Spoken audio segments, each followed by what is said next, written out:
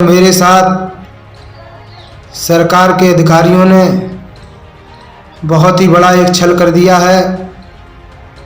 हमें हमारी ज़मीन से हटा दिया है।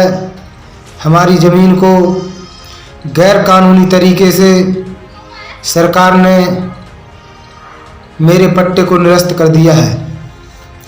मैनपुरी में रहने वाला गरीब दलित पट्टे की जमीन पर खेती करके अपने परिवार का पेट पालता था, लेकिन दबंगई और सरकारी अधिकारियों की लापरवाही की वजह से उस बेचारे का परिवार आज भुखमरी की कगार पर आ गया है, क्योंकि तहसीलदार ने नियम के विरुद्ध जाकर उसके जीने का एकमात्र साधन यानी उसकी जमीन को उस बेचारे से छीन लिया है। तभी से वो दलित इंसाफ की आस में दर दर की ठोकरें खा रहा है, लेकिन कई साल गुजर जाने के बावजूद उसे आज तारीख तक इंसाफ नहीं मिल पाया है।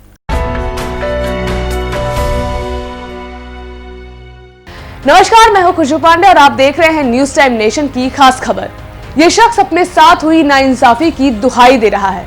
इस गरीब के पास महज कुछ जमीन ही थी जिसके सहारे अपने परिवार का पेट पाल रहा था, लेकिन दबंगों के संरक्षण में सरकारी अमले ने उससे जमीन का पट्टा भी छीन लिया, जिसके बाद से ये शख्स भुखमरी की कगार पर आ गया है।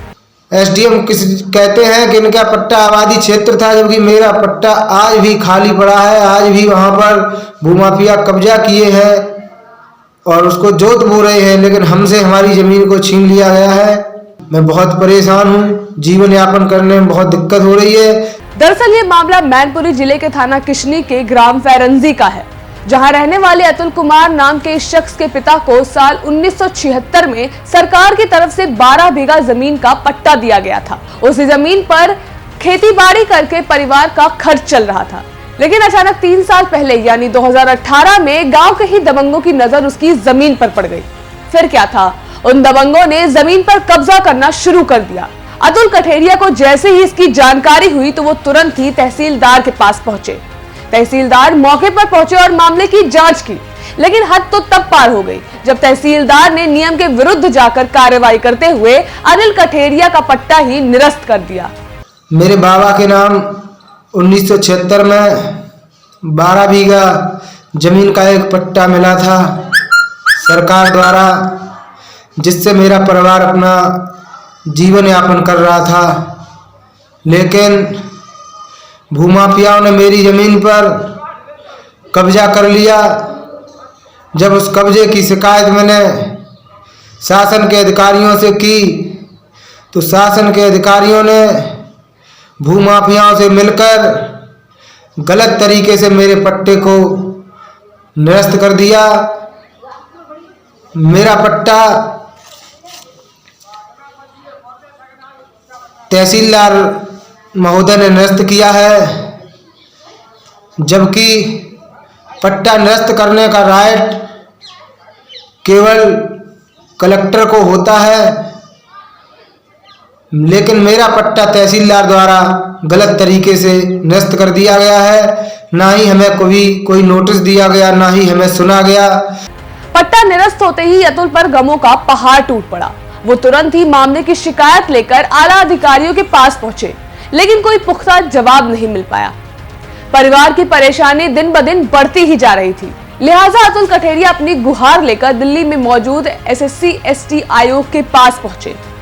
मामले पर संजीदगी दिखाते हुए आयोग के अध्यक्ष रामशंकर कठेरिया ने डीएम को तलब कर लिया, जहां डीएम ने साफ कहा कि पीड़ित को बहुत जल्द दूसरी जगह जमीन का पट्टा दे दिया जाएगा, लेकिन इस मामले को करीब 3 साल से ज्यादा वक्त हो चुका है।